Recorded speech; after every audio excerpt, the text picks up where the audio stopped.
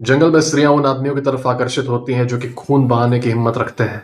पर क्या ये प्रवृत्ति जंगल तक ही सीमित रहेगी? आफ्टर ऑल, सभ्यता तो एक नकाब है, इसको उतरने में देरी नहीं लगती। और जैसे ही ये उतरता है, आदमी दोबारा जानवर बन जाता है। इस वीडियो में हम लोग बात करेंगे दुनिया के सबसे कंट्रोवर्शियल एंथ्रोपोलॉजिस्ट के बारे में, और उसने कुछ ऐसी चीजों को अनकवर किया है हम लोग के लिए जो कि आज समाज में तुम होते हुए देखोगे। These are certain unsaid, unspoken truths about society that most people are scared to admit. Brothers, today let's talk about how attractive violence makes you.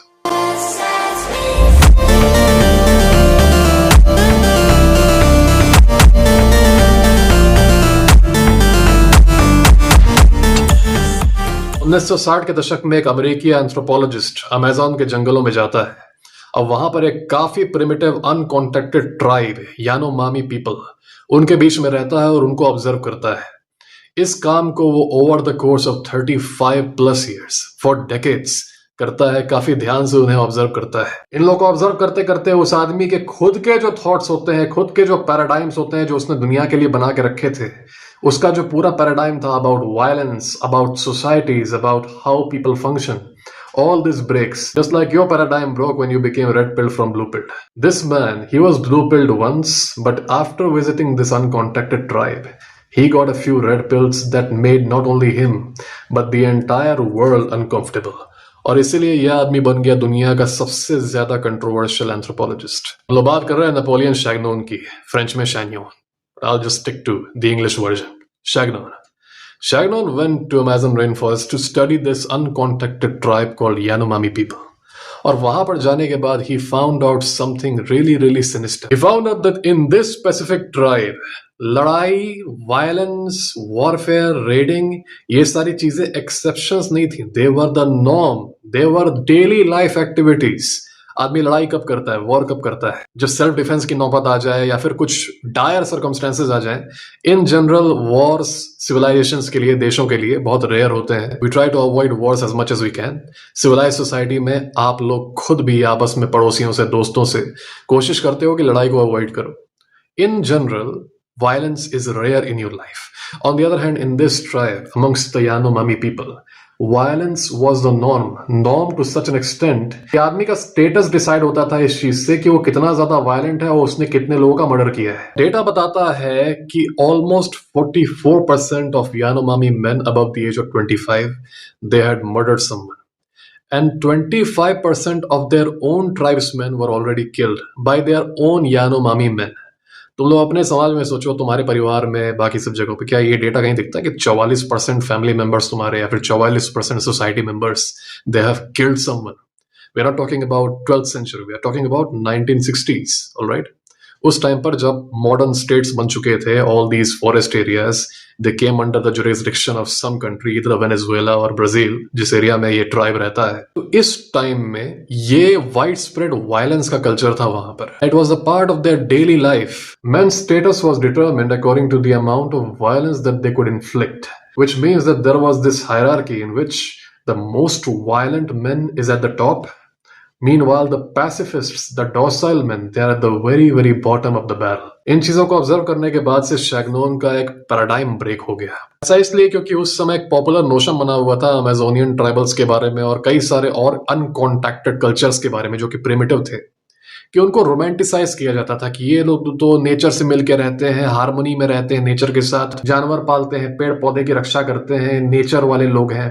Romanticisation popular media का ब्लू पिल का। और सिविलाइज्ड इंसान देखिए गंदा, वो factory लगा देता है, पेड़ काट देता है, बताइए, वो खेती करने लगता है, सब बर्बाद कर देता है। नेचर का सबसे बड़ा दुश्मन है वो, ये है वो है। तो basically the primitives were romanticized and the people living in cities and civilized cultures they were demonized as villains. Chagnon का भी दिमाग यही था. Of course, he was blue-pilled before. But when he actually came to see how things go in real life, when he started living with those tribals, when he started witnessing the conflicts, when he started witnessing the tribal wars, उसका पूरा paradigm ही break हो गया. He realized how murdering people, taking lives is actually elevating your status. He realized how such a large chunk of people in the tribe, despite being in 1960s, had already killed someone. क्योंकि normal समाज में तो आप ये फायदा नहीं कर सकते ना कि इस जगह पे, इस शहर में लोग रह रहे हैं तो 50% लोगों ने मर्डर किया है। पर वहां पर this was the dynamic, this was the situation. So he got pretty disturbed.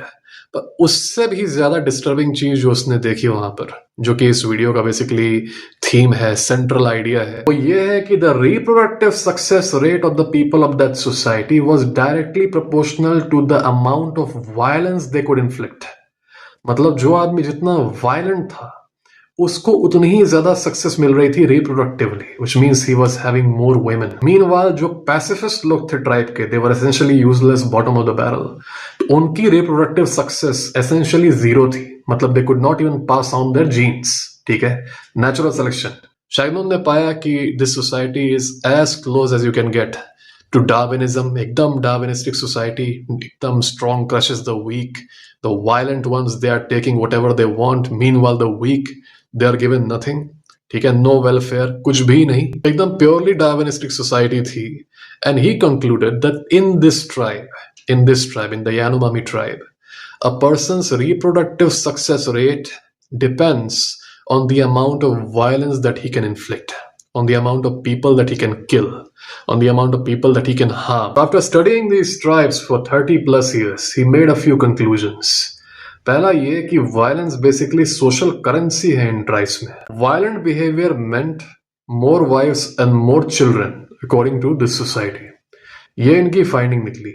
इनकी फाइंडिंग ये भी निकली, this was a little bit philosophical, that violence is not a bug in humanity, it is rather a feature.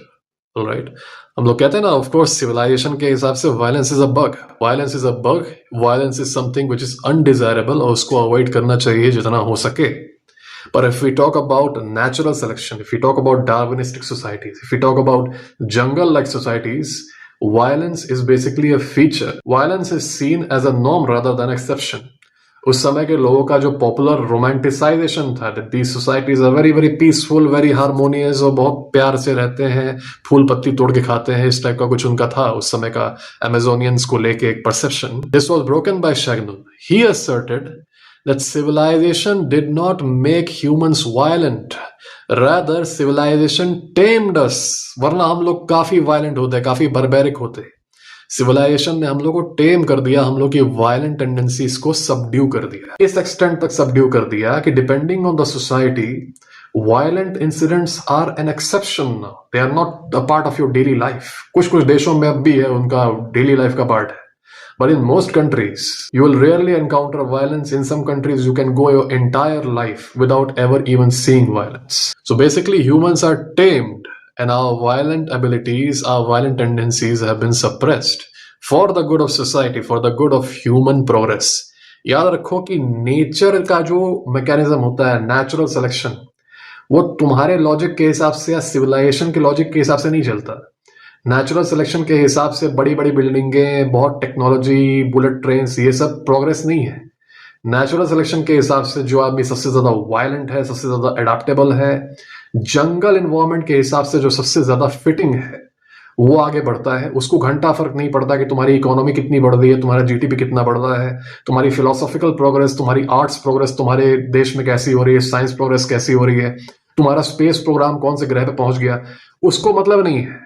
और इसीलिए डार्विनिस्टिक societies जो होती हैं, अगर लॉजिक की तरह बात करें, they are horrific, they are horrifying. This is basically एक एवरेज आदमी को यहां से अगर डाल दिया जाए ना डार्विनिस्टिक सोसाइटी में, वो टेरिफाई हो जाएगा, वो डर जाएगा बुरी तरह से। Darwinistic society is something that should be avoided at all costs civilization में। इसलिए सिविलाइजेशन रूल बनाता है और अधिकतर देशों में यह बना दिया जाता है रूल कि स्टेट के पास मोनोपोली रहेगी वायलेंस की, वरना you will see the manifestation of horrific phenomenon like blood feuds.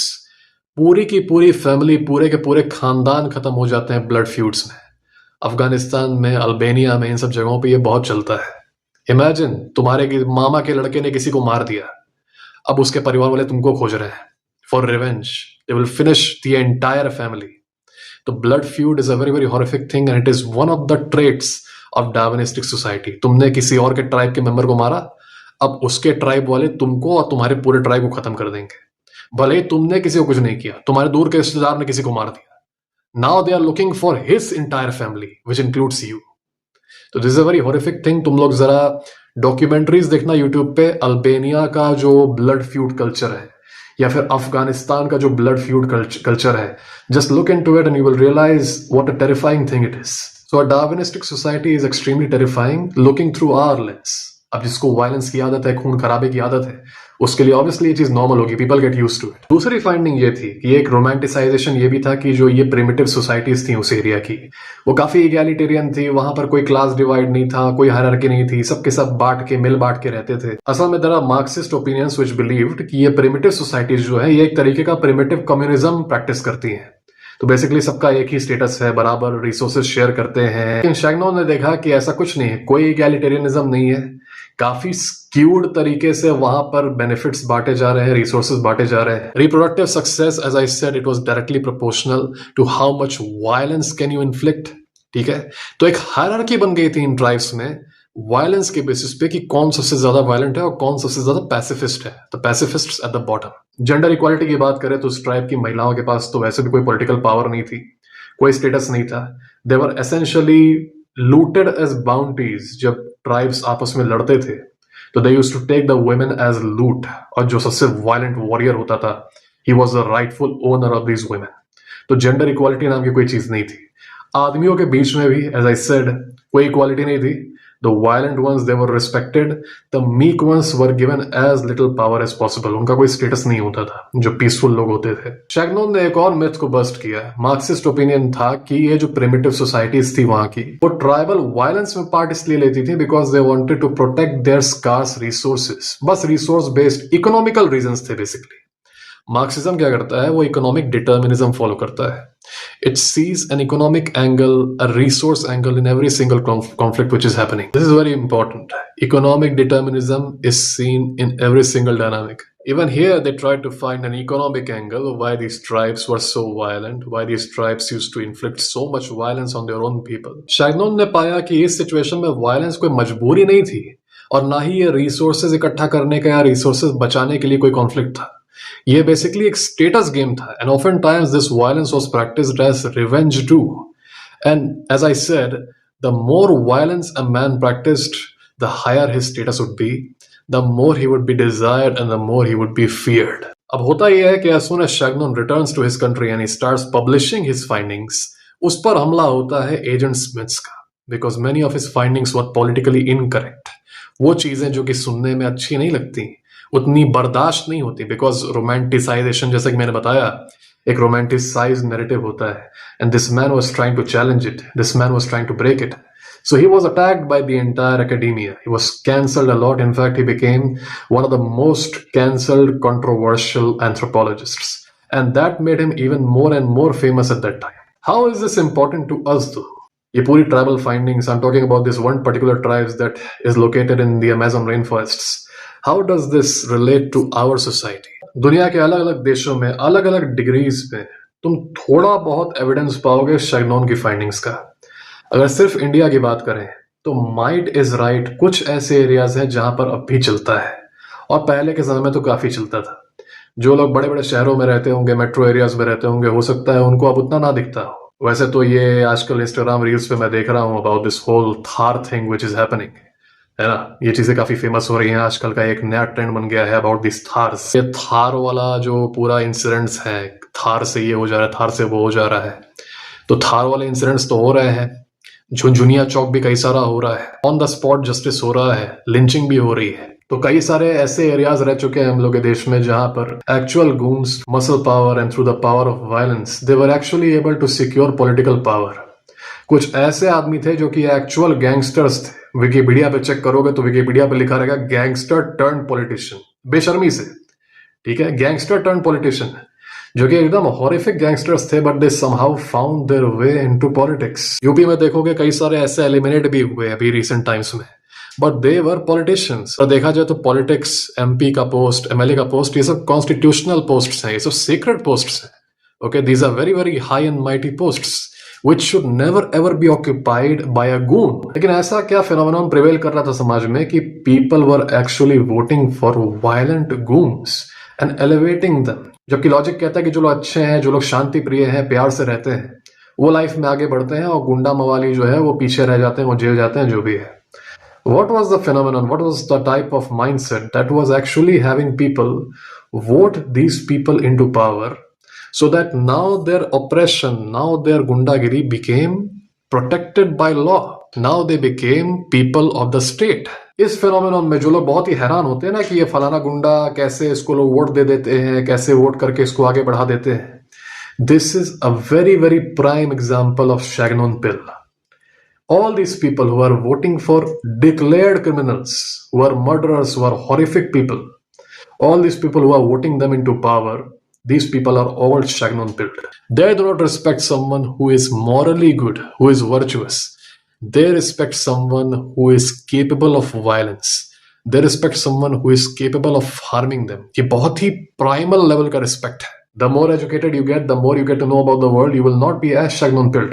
But people who live in these societies from where these gundas come, they are Shagnon Pilled to the core. तो ऐसे कई सारे videos देखोगे जहां पर वो local जो वहां का गुंडा है, जो वहां के नेताजी हैं, वो अपने ही सपोर्टर को झापड़ मार रहा है और सपोर्टर खुश हो रहा है उस चीज से.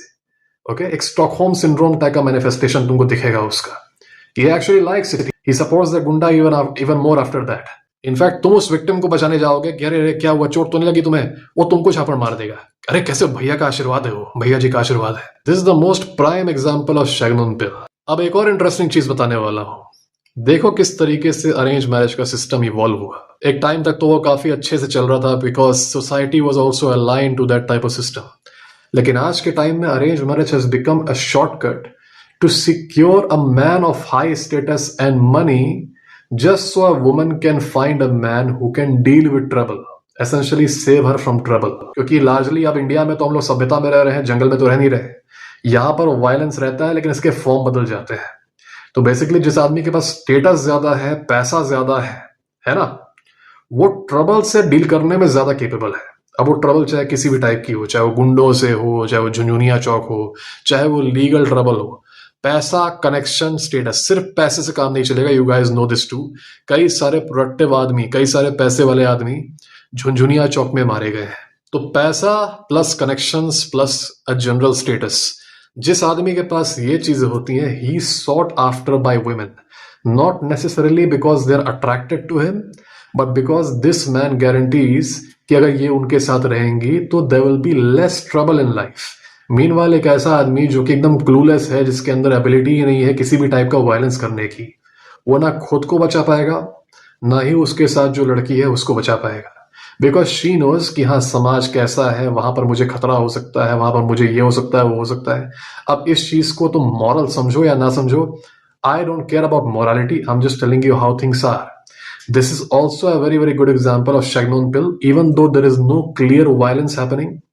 But the status of the man, the connections of the man, and the money that the man has, it shows that in the future event of violence happening, this man can protect her from that violence, from trouble. ये एक तरीके का बन जाता है security deposit.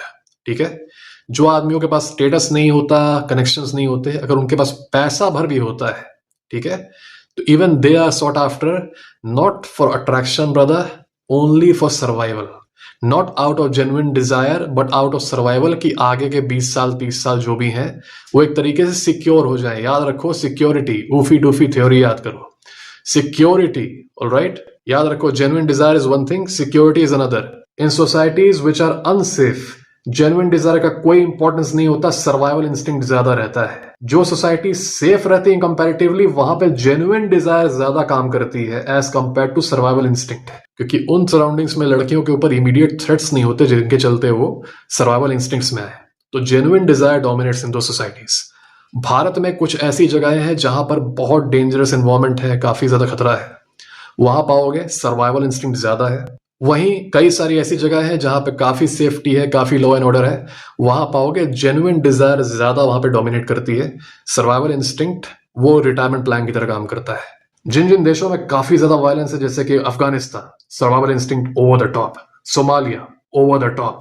Congo over the top. जिन जिन देशों में वायलेंस काफी कम है, Iceland, genuine desire dominates, survival instinct very very low. Dangerous surroundings जहां जहां होती हैं, वहां पर तुमको शैगनोन पिल एक बहुत ही सबड्यूड इम्प्लिसिट फॉर्म में दिखेगा. If you start to notice how women are selecting men in those areas, ठीक है, तुम पाओगे कि जिन जिन जगहों पे वायलेंस ज्यादा है या डेंजर ज्यादा है किसी भी फॉर्म में, चाहे वो डायरेक्ट वायलेंस से हो या फिर वो रिश्तेदारों से हो या फिर वो किसी और टाइप का डेंजर हो, फाइनेंशियल डेंजर हो, जो भी हो। जिन सराउंडिंग्स में डेंजर ज्यादा होगा वहां तुम पाओगे कि वहां पर जेन्युइन डिजायर वगैरह ये सारी चीजें गायब हो जाती हैं, सिर्फ इंपॉर्टेंस रहती है सर्वाइवल की। इसलिए आदमी का स्टेटस, पैसा और कनेक्शंस, इसके बेसिस पर द वुमन चूजेस हिम। जिन जिन सोसाइटीज में सेफ्टी काफी होती है, जिन एरियाज में थ्रेट्स कम हो जाते हैं, वहां तुम पाओगे कि वहां पर सर्वाइवल इंस्टिंक्ट कम रहेगा, जेन्युइन डिजायर डोमिनेट करेगा। अब से नोटिस करना कि भारत के डिफरेंट एरियाज में मेट सिलेक्शन कैसे हो रहा है, दिल्ली में मेट सिलेक्शन कैसे हो रहा है, कश्मीर में मेट सिलेक्शन कैसे हो रहा है, किसी भी और जगह पे मेट सिलेक्शन कैसे हो रहा है। अब से तुम ये नोटिस करना कि किस किस जगह पे ज्यादा थ्रेट्स हैं, कहाँ का माहौल बहुत टेंस है, कहाँ का माहौल बहुत सेफ है। तुम सिक्किम को नोटिस करो, तुम हिमाचल प्रदेश को नोटिस करो, तुम किसी भी स्टेट को नोटिस करो। Try to correlate the amount of threats present in that state and then connect it with the dating culture और mate selection जो भी वहां पर चल रहा है। ठीक है, try to connect it with that. हम लोग अक्सर लिबरलिज्म और कंजर्वेटिज्म की बात करते हैं ना, कि कौन कंजर्वेटिव है, कौन लिबरल है, ये स्टेट बहुत लिबरल है, ये स्टेट बहुत कंजर्वेटिव है, या ये शहर बहुत मॉडर्न है, ये सोसाइटी बहुत ट्रेडिशनल है। एक पल के लिए इस बायस को हटा के कि कौन मॉडर्न है कौन प्रिमिटिव है, इसको हटा दो और इस चीज पे नोटिस करो कि कौन सी जगह पे थ्रेट्स ज्यादा है और कौन सी जगह पे थ्रेट्स कम है। याद रखो, threats don't always have to be physical. मैं गुंडों की बात नहीं कर रहा कि तुम सड़क पे जा रहे हो तो टूटी फूटी जीप में AK-47 लेके गुंडे आ जा रहे हैं, नहीं। थ्रेट्स कई तरह से हो सकते हैं। थ्रेट्स तुम्हारे ऊपर फिजिकल हो सकता है, थ्रेट्स तुम्हारे ऊपर फाइनेंशियल हो सकते हैं, स्कैमर्स। थ्रेट्स तुम्हारे ऊपर तुम्हारे रिश्तेदार हो सकते हैं जो तुम्हारे को पैसे वगैरह सिवली मेंटली तुमको ब्रेक कर रहे हैं। तुम्हारे टॉक्सिक फ्रेंड्स तुम्हारे थ्रेट हो सकते हैं। तुम्हारे स्टेट में कोई पॉलिटिकल इशू चल रहा है जो कि डिवाइसिव है काफी, वो दो लोगों को डिवाइड कर रहा है, दो लोगों को मतलब कॉन्फ्लिक्ट कर रहा है। सबसे सेफ से सेफ सोसाइटीज में ये हो सकता है, पॉलिटिकल इश्यूज लोगों को डिवाइड करके कॉन्फ्लिक्ट करा सकते हैं। ऐसा कुछ हो रहा है या फिर किसी और बात पे टेंशन है। Try to relate the dating dynamic and the mate selection according to these factors. ये एक तरीके का नया कह सकते हो, मैंने तुम्हें दे दिया पर्सपेक्टिव, है ना, जो तुम्हें अब से नोटिस करना शुरू करना होगा। मतलब इस टाइप की सराउंडिंग में शादी रोमांस के लिए नहीं होती, सिक्योरिटी के लिए होती है, और सिक्योरिटी के लिए ही होती है। रोमांस सेकेंडरी प्लेस ले लेता है। अगर रोमांस नहीं भी हो तब भी ठीक है, जान तो बची हुई है, हम तो बचे हुए हैं। It's always security over romance. यही चीज फ्लिप हो जाती है सिक्योर जगहों पर, जहां पर हो जाता है रोमांस ओवर सिक्योरिटी। सिक्योरिटी तो वो खुद को प्रोवाइड कर लेगी, उसको अब चाहिए रोमांस। शैगनॉन पिल की वजह से क्या होता है कि स्टेट तो सोसाइटी में एग्जिस्ट करता है, पर अक्सर पैरेलल सिस्टम्स भी चलने लगते हैं उसके साथ साथ। एज एन एग्जांपल, मुझे ये चीज काफी फैसिनेट करती है। हमारे यहाँ सेंटिनल आइलैंड है, उसके जो निवासी हैं सेंटिनलीज लोग, वो है तो भारत के नागरिक, legally they are Indian citizens, लेकिन अगर वहां कोई चला जाए और ये उसको मार दे, इन्होंने मारा भी है, तो इनके ऊपर कोई लीगल एक्शन नहीं होता। कानून के हिसाब से होना चाहिए, पर इनके ऊपर लीगल एक्शन कुछ नहीं होता, क्योंकि सरकार ने इनको एकदम प्रिजर्व करके रखा हुआ है कि बाहर की बीमारियां ना चली जाए अंदर और इनको अपनी तरह से रहने दिया जाए। तो what's happening is there are parallel systems existing. One is the government of India and its laws, and the second is their own customs that they are maintaining. तो पैरेलल सिस्टम्स एग्जिस्ट कर रहे हैं। ऐसे ही example Amazon का भी ले लो। Amazonian tribes until very recently, जो ये अनकॉन्टेक्टेड ट्राइब्स वहां पर अब भी हैं, भले ही jurisdiction government of Venezuela, government of Brazil का हो वहां पर, often times they kill, they fight amongst each other all the time. वहां पर कोई आके इन्वेस्टिगेट नहीं करता कि इसका मर्डर क्यों कर दिए तुम, उसका मर्डर क्यों कर दिए। वहां पुलिस आके इन्वेस्टिगेशन नहीं करती, because they are left to their own devices, कि तुम लोग को जैसे रहना है रहो, तुम्हारा कल्चर हम लोग बचा के रखेंगे। This is something that fascinates me, क्योंकि अगर आप किसी देश के जुरिस्डिक्शन में रह रहे हैं और आप किसी को मार दे रहे हैं, तो लॉजिकली तो उस देश का कानून आप पे लगना चाहिए और आपको जेल जाना चाहिए। But then how do you apply the same कानून to these people who are still in the stone age, मतलब जो जानते भी नहीं कि मैं किसी देश में रह रहा हूं, जो जानते भी नहीं कि देश क्या होता है ना। They happen to live in that society which is coming under a certain jurisdiction, but they don't even know about it. उनको पता भी नहीं कि बाहर दुनिया कैसे प्रोग्रेस कर रही है, ना ही उन्हें मतलब है। So this is a very interesting thing. It's an ethical dilemma too, है ना। मुझे ये चीज काफी फैसिनेट करती है। पर अगर बात करते हैं पैरेलल सिस्टम्स की, तो शाइनोन पिल्ड सोसाइटीज में तुम ब्लड फ्यूड्स देखोगे। मैंने बताया था ब्लड फ्यूड्स के बारे में। इनफैक्ट अल्बेनिया के कुछ इलाकों में एक पूरा प्रॉपर कानून चलता है, उसको कानून कहते हैं, ठीक है। उसके हिसाब से ब्लड फ्यूड्स आर अलाउड। मतलब अगर कोई आदमी किसी को मार दे, तो आप उस आदमी की, जो आदमी मरा है, उसकी फैमिली को पूरा राइट है कि उसकी पूरी फैमिली खत्म कर दे। दूर के रिश्तेदार वगैरह को सब मार देते हैं जाके, पता भी नहीं चलता कि हो सकता तुम्हारे चाचा के भाई का लड़का किसी को मार दिया और तुमको आ रहे हैं लोग मारने, ठीक है। तो this is a parallel system which is running over there despite the fact कि blood feuds are illegal according to Albanian law, लेकिन पैरेलल सिस्टम चल रहा है। भारत में भी कुछ कुछ जगहों पर, अब तो काफी कम हो गया है, लैंड डिस्प्यूट्स को लेके तुम किलिंग्स देखोगे, है ना, लैंड ऑक्यूपेशन देखोगे, ऑक्यूपाई हो जाती है लैंड, काफी कॉन्फ्लिक्ट होता है, काफी वायलेंस होता है। पहले के टाइम पे तो बहुत होता था, now it has reduced to a great extent. मुझे एक दो सब्सक्राइबर्स ने बताया अभी इन सब चीजों के बारे में, they are still caught up in these dispute. Honour killings Turkey में काफी एक तरीके से नोटोरियस थी ये चीजें कि ऑनर किलिंग वहां बहुत होती है ना। इस टाइप के जो सिस्टम्स हैं जो कि स्टेट से इंडिपेंडेंटली काम करते हैं, पैरेलल काम करते हैं, they are a manifestation of Chagnon pill. इसका मतलब ये है कि people respect the raw force of violence, alright, and they use this raw force of violence irrespective of what the state says to impose mob justice, instant justice जो तुम कह सकते हो। शैगनोन पिल बहुत ही खतरनाक चीज है मेरे ओपिनियन में। जो भी समाज शैगनोन पिल होने लगता है, it is the start of something horrific, क्योंकि जैसा कि मैंने कहा, एक पैरेलल सिस्टम बनने लगता है which is independent of the states law and order. आपने जो कॉन्स्टिट्यूशन बनाया है, जो सिस्टम बनाया है, उससे इंडिपेंडेंटली एक पैरेलल सिस्टम बन जाता है जहां पर आप किसी सर्टेन स्टेटस वाले, सर्टेन फैमिली के आदमी को, सर्टेन क्लैन के आदमी से आपका हल्का सा बवाल हो गया, he can finish you off and nothing will happen to him because of his status. गुंडा है वो, ये है वो है। कई बार violent gangs can take up entire areas और वहां पे उनकी चलेगी, और फिर उन्हीं वायलेंट गैंग्स में से कई सारे पॉलिटिशियन बन के पैदा होंगे, क्योंकि जिन टेरिटरीज को वो कंट्रोल कर रहे हैं वहां के लोग काफी डरे रहेंगे कि if I vote for someone else I am done. ये जो मैंने एग्जांपल दिया, ये लैटिन अमेरिका पे काफी अच्छे से अप्लाई होगा। वेनेजुएला एक काफी अच्छा एग्जांपल है इसका। Country which has entire territories designated for criminal gangs as some sort of amnesty by the government. Government ने पीस जोन्स बना के रखे हैं which are controlled by criminals. Police cannot go there. The country is controlled by many criminals. उनका एक अलग parallel system चलता है, टैक्सेशन सिस्टम जो भी है ना, they control entire areas. और वहां के लोग खौफ में ही रहते हैं क्योंकि पता है कि वायलेंस रूल करता है यहाँ पर। You guys are aware of the extent of violence that prevails in that part of the world. South America, Latin America. It is horrifying. उसके बारे में उतना कोई बात नहीं करता, न्यूज वगैरह में दिखाता नहीं है, but if you actually start to research about it, how high the murder rate of those countries is, it is hopeless. It is hopeless if you think from the perspective of an average poor villager in those states कि कैसी जिंदगी होती होगी। You can not trust your government, you can not trust the policeman to come and save you, because तुम्हारे area में कोई और ही government चल रही है। शैगनोन पिल डेवलप होने से rule of law becomes obsolete. गुंडे बनने लगते हैं पॉलिटिशियंस, गुंडे कानून बनाने लगते हैं, गुंडे टेरिटरीज कंट्रोल करने लगते हैं। These are extreme manifestations of the Shagnon Pill. Shagnon Pill societies में संवैधानिक न्याय नहीं हो सकता। जहां जिन जिन एरियाज में ये माइंडसेट प्रिवेल करती है, वहां पर गुंडों वाला न्याय चलता है, मतलब माइट इज राइट। जो ज्यादा मार दिया, जो ज्यादा वायलेंस कर दिया, जो ज्यादा हिंसा कर दिया, वही जीता। कोई जस्टिस नहीं, कोई इक्वल राइट्स नहीं, कुछ भी नहीं, कोई डिग्निटी नहीं। And this is horrific to think about. और कई सारे देश का एग्जाम्पल है which are literal war zones, jungle type से ऑपरेट कर रहे हैं, and you will see the Shagnon Pill at its highest extent in those countries. ऐसे इंडिया में भी जब नॉर्थ ईस्ट में इंसर्जेंसी चल रही थी, तो वहां पर भी एक पैरेलल सिस्टम डेवलप हो गया था, and the common people had no choice but to submit to it. These parallel systems erect wherever violence is somehow rewarded. किसी भी जगह पर अगर वायलेंस ब्रूटली क्रश हो जाता है by the power of the state, वहां पर ये पैरेलल सिस्टम्स इरेक्ट नहीं होते। पर अगर स्टेट हल्का सा भी इनको ओपनिंग दे देता है, हल्का सा भी रिलैक्स हो जाता है, then what happens is it gives a chance for this parallel systems to evolve. इसलिए पाओगे कभी भी कम्युनिस्ट कंट्रीज में, कम्युनिज्म की कितनी ही बुराई कर लो, अथॉरिटेरियन कम्युनिस्ट कंट्रीज में तुम ना कभी इंसर्जेंसी पाओगे, ना कभी आतंकवाद पाओगे। लैटिन अमेरिका के एरिया में चाहे कितना भी ड्रग वायलेंस हो जाए, कितने भी कार्टेल्स आ जाए, वहीं पर क्यूबा है कम्युनिस्ट स्टेट, कोई कार्टेल वगैरह कुछ नहीं, है ना।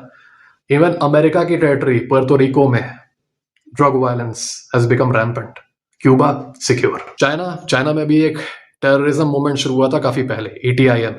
आज उसका क्या हो रहा है, you guys know. Soviet Union, कौन सा चेचन टेररिज्म हो रहा था, जैसे ही सोवियत यूनियन टूटता है तुरंत शुरू हो जाती है चेचन वॉर, तुरंत शुरू हो जाता है पूरे रशिया में बम धमाके, terrorism, it begins, and even in recent times it is still happening, alright. तो एक मैंने नोटिस किया है कम्युनिस्ट कंट्रीज के अंदर कि ये सब ब्रूटली सप्रेस करते हैं। हल्का सा भी अगर कहीं पर इंसर्जेंट वायलेंस हो रहा है या फिर कहीं पर पैरेलल सिस्टम्स इवॉल्व हो जा रहे हैं, तो they brutally suppress it. Democratic nations, for some reason, for political reasons, for human rights and God knows what, they are unable to effectively suppress parallel systems क्योंकि उनको इंटरनेशनल लॉ का भी ध्यान रखना है, उनको इंटरनेशनल ओपिनियन का भी ध्यान रखना है, अपने देश में अपोजिशन का भी ध्यान रखना है, ये भी ध्यान रखना है कि बाकी पॉपुलेशन रेडिकलाइज ना हो जाए. ठीक है. तो these are certain complications which are faced by governments. और ये चीजें सैडली डेमोक्रेटिक देशों की प्रॉब्लम रहेगी कि अगर वो जरा सा भी ढीले होंगे कहीं पर तो पैरेलल सिस्टम्स डेवलप होंगे और जनता अगर इक्विप्ड नहीं है खुद से to deal with violence. For example the people of the US, they are equipped, और जनता अगर खुद से इक्विप्ड नहीं है to deal with the violence, then parallel systems will evolve. Some of the worst forms of parallel systems can be seen in sub-Saharan Africa. ये पूरा जो साहेल रीजन है, बुर्किना फासो, माली, चैड, ये जो एरिया है, निजेर वगैरह, वहां पर कई जगहों पर terrorists are holding considerable areas. Parallel system चल रहे हैं वहां पर and people are living under Chagnon pill. जो वॉरलॉर्ड आए, 4 लोगों को गोली मार दे, वो बन जाएगा राजा. ठीक है. ना कानून है, ना संविधान है, ना कुछ है. बस violence rules, might is right. Absolute Darwinistic society. And trust me, Darwinistic society is a nightmare, man. You are not prepared for it. Politics में भी देखा करो, किसी भी देश में पॉलिटिक्स हो रही है और अगर कई सारे ग्रुप्स हैं उस देश में, हेट्रोजीनियस देश है, जो ग्रुप सबसे ज्यादा असर्टिव और वायलेंट रहेगा उसी की बात पॉलिटिशियंस मानेंगे, चाहे वो लेफ्ट के हो या राइट के हो. उसी की बात सुनेंगे चाहे कुछ भी हो जाए. इसलिए जोकिंगली शैगनोन पिल का यूज होता है ट्विटर पर to show that women are also attracted to men who are violent, who have the capability to do violence. और ये शायद मेरे ख्याल से मुझे अब एक्सप्लेन करने की जरूरत नहीं है कि why are women attracted to men who are violent or men who have done violent things. अब तक तो समझ ही गए होंगे. After all these videos, you guys must have figured it out. एक चीज मैंने ऑब्जर्व किया है लाइफ में when it comes to attraction, comes to dating, and this may not be a universal rule. This is something that I have noticed. सबका अपना observation होगा. मेरा ऑब्जर्वेशन ये है कि जितने ज्यादा तुम फेशियली अट्रैक्टिव हो, जितने जरा तुम एस्थेटिक दिखते हो, उतना कम तुमको अग्रेशन डिस्प्ले करना पड़ेगा to be attractive to women. जितने तुम कम अनअट्रैक्टिव दिखते हो, अगर तुम्हारी बॉडी बहुत अच्छी है, बहुत मस्कुलर हो, बहुत तुम बलशाली हो, पर तुम्हारी शक्ल अच्छी नहीं है, तुम एस्थेटिक नहीं दिखते, तुम गोरिल्ला टाइप दिखते हो. ठीक है. तुम दिखते हो स्ट्रांग लेकिन एस्थेटिक नहीं दिखते. तुम जितने कम एस्थेटिक दिखोगे उतना ज्यादा तुम्हें अग्रेशन डिस्प्ले करना पड़ेगा, वायलेंट टेंडेंसी डिस्प्ले करनी पड़ेगी टू बी अट्रैक्टिव. अब अग्रेशन और वायलेंट टेंडेंसी से मेरा मतलब ये नहीं कि तुम उस औरत को मारोगे. ठीक है. I am talking about the ability. मेरा मतलब ये है कि वायलेंस और अग्रेशन की एबिलिटी डेमोन्स्ट्रेट करना, ये मार पीट के ही डेमोन्स्ट्रेट नहीं होता है. ये बात करने के तरीके से, समाज में तुम दूसरों को कैसे ट्रीट कर रहे हो, कैसे डोमिनेट कर रहे हो, बातचीत करने में डोमिनेट कैसे कर रहे हो, माइंड गेम्स कैसे खेल रहे हो, इससे भी दिखता है. ठीक है. Because conflict, as I said, is not always physical. So if you are engaging in conflict and dominating in conflicts, this is also a display of the ability to do violence. जितने तुम कम aesthetically pleasing दिखोगे उतना ज्यादा तुम्हें violence use करना पड़ेगा. For example, ये आदमी जो है, इसको वायलेंट टेंडेंसीज डिस्प्ले करने की जरूरत नहीं है. ये बिस्तर पे पड़ा रहेगा, गेम्स भी खेलता रहेगा, तब भी एक फाउंडेशनल लेवल पे ये अट्रैक्शन पालेगा लड़कियों से. वो बात अलग है कि रिलेशनशिप लंबे समय तक ये मेंटेन नहीं कर पाएगा, because at the end of the day the woman will get turned off because this guy will have no vision. On the other hand, ये जो आदमी है, इसको अपनी लुक्स के साथ साथ एक सर्टन गैंगस्टर वाइब, एक थग वाइब, एक वायलेंट वाइब प्रोजेक्ट करनी पड़ेगी. ठीक है.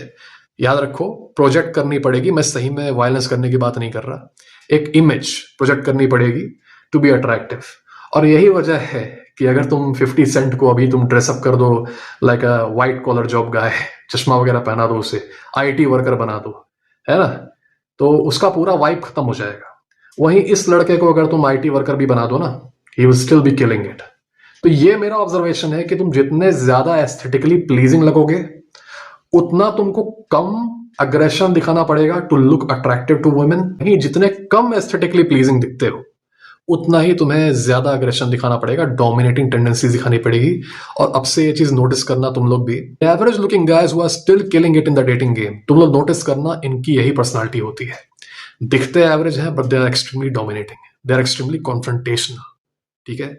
एक तरीके की थ्रेट प्रोजेक्ट करते हैं ये, बिना मारपीट किए, बिना कुछ भी किए. वहीं जो लड़के एस्थेटिकली प्लीजिंग दिखते हैं, बहुत हैंडसम दिखते हैं, शक्ल से बहुत अच्छे लगते हैं, उन्हें इन सब चीजों की जरूरत नहीं पड़ती. वो चुपचाप भी बैठा रहेगा, वो एकदम शांति से बैठा रहेगा, तब भी उसको एक शुरुआती लेवल पे अट्रैक्शन मिलेगा ही मिलेगा. आगे रिलेशनशिप कैसे जाती है ये उसका इनर गेम डिसाइड करता है. but on a foundational level she will be attracted to him. अब शैगनन पिल का इलाज क्या है? शैगनन पिल माइंडसेट का इलाज बस एक है, इफेक्टिवली फॉर रियल वायलेंस पे मोनोपोली सिर्फ स्टेट की होनी चाहिए, और जहां पर भी पैरेलल सिस्टम्स पैदा होते हुए दिखें जो कि इलीगल हैं, स्टेट को प्रॉम्प्टली उसे क्रश करना चाहिए, उसे वेट नहीं करना चाहिए, क्योंकि पैरेलल सिस्टम्स लिबरल डेमोक्रेसी पे बेस्ड नहीं होते हैं, वो संविधान पे बेस्ड नहीं होते हैं, उनमें इक्वल राइट्स डिग्निटी का कोई भी कंसेप्ट नहीं होता। Parallel systems they work on might is right, और पैरेलल सिस्टम्स कोई जरूरी नहीं है कि कोई आतंकवादी चला रहा है, कोई इंसर्जेंट चला रहा है, तुम्हारे कॉलेज में भी पैरेलल सिस्टम चल सकता है। अगर तुम्हारे हॉस्टल में किसी गुंडे की चलती है, वार्डन की नहीं चलती, तो वो भी पैरेलल सिस्टम चल रहा है। तुम्हारे समाज में, तुम्हारी गली में भी अगर गुंडे राज कर रहे हैं, लोग डर के रह रहे हैं, तो वो भी एक पैरेलल सिस्टम चल रहा है। जहां जहां पैरेलल सिस्टम्स इरेक्ट हो रहे हैं, अगर स्टेट प्रॉम्प्टली उन्हें क्रश कर दे और अपनी खुद की पावर असर्ट करे कि सिर्फ मैं ही वायलेंस कर सकता हूं इस देश में, तभी शैगनन पिल माइंडसेट एलिमिनेट हो सकती है, वरना ये बार बार सरफेस होती रहेगी और कॉमन लोग सफर करेंगे। याद रखो कि the common citizen also has the right याद रखो कि the common citizen should also have the right to do violence in the case of self defence, but largely it should be limited only to the state. होता तो on paper सब जगह है, लेकिन कई बार क्या होता है, प्रैक्टिकल रियलिटी में आप देखते हैं कि स्टेट उस पावर को इफेक्टिवली इन्फोर्स नहीं कर पा रहा। ये वीडियो बनाते बनाते मुझे एक कमेंट याद आ गया, मैंने कमेंट का स्क्रीनशॉट लिया था। ये कमेंट उस वीडियो पे आया है जहां पर मैं बात कर रहा था कि क्यों भारतीय सोसाइटी, बूमर्स एक्सेट्रा अपने बच्चों को वीक बना रहे हैं, जबकि उन्हें पता है कि एक वीक लड़का अगर आपके घर में है तो आप खुद खतरे में है, क्योंकि then there will be no one to protect you in the case of crisis. तो वहां पर एक कमेंट आया, मैंने इस कमेंट को सेव किया, काफी सोचने लायक कमेंट है। आप लोग भी इस कमेंट को पढ़ें और मुझे बताएं कि क्या ये कमेंटर सही कह रहा है, is he right, and if he is right, what are certain examples that you have seen in your own locality। छोटा मोटा घर का भी तुम बात बता सकते हो, तुम हॉस्टल का भी बता सकते हो, स्कूल का बता सकते हो, जहां पर तुमने शैगनन पिल के मैनिफेस्टेशन को देखा है। ठीक है, कोई ऐसा एग्जाम्पल तुम्हारी लाइफ में जहां तुम मान गए कि हाँ तुम्हारे अराउंड जो लोग हैं they are शैगनन pill. Do write the examples from your life अगर तुम्हारा कोई एक्सपीरियंस ऐसा हुआ। I know the video is pretty long, but a lot of things had to be addressed in this video, from dating to societal dynamics to crime to law and order to insurgencies। कई सारी चीजें address करनी पड़ी। I hope you guys found this video useful। I'll see you again next time। God bless you guys।